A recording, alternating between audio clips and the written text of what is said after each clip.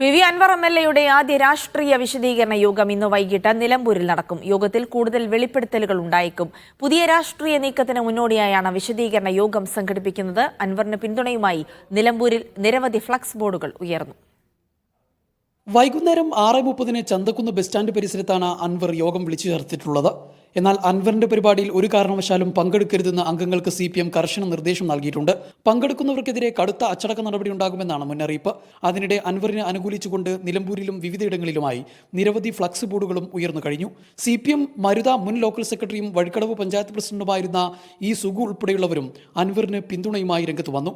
CPM ജില്ലാ secretary ഉൾപ്പെടെയുള്ളവർക്കുള്ള മറുപടി യോഗത്തിൽ നൽകുമെന്ന് PV അൻവർ MLA പറഞ്ഞു. അതിൽ ഇതുവരെയുള്ള കാര്യങ്ങൾ, ഇനിയുള്ളൊരു 10 ദിവസത്തെ കാര്യങ്ങൾ, ആ കാര്യങ്ങളും വിശദീകരിക്കും.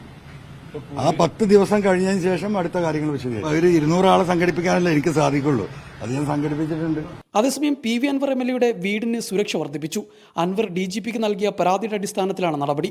വീടിന് സമീപം പോലീസ് പിക്കറ്റ് പോസ്റ്റ് ഒരുക്കാൻ ജില്ലാ പോലീസ് മേധാവി ഉത്തരവിട്ടു. ഇന്ന് വൈകുന്നേരം നടക്കുന്ന പൊതുയോഗം CPMനും അൻവറിനും നിർണായകമാണ്. പാർട്ടി പ്രവർത്തകർ കൂട്ടത്തോടെ അൻവറിന്റെ പരിപാടിക്കെത്തിയാൽ അത് CPMന് വലിയ തലവേദനയാകും. ആള് കുറഞ്ഞുപോയാൽ അത് അൻവറിന്റെ പാർട്ടി എന്ന സ്വപ്നത്തിനും വിലങ്ങുതടിയാണ്. ജംഷീർ കൊടിഞ്ഞിക്കൊപ്പം സാജിദ് അജ്മൽ, മീഡിയ 1, മലപ്പുറം.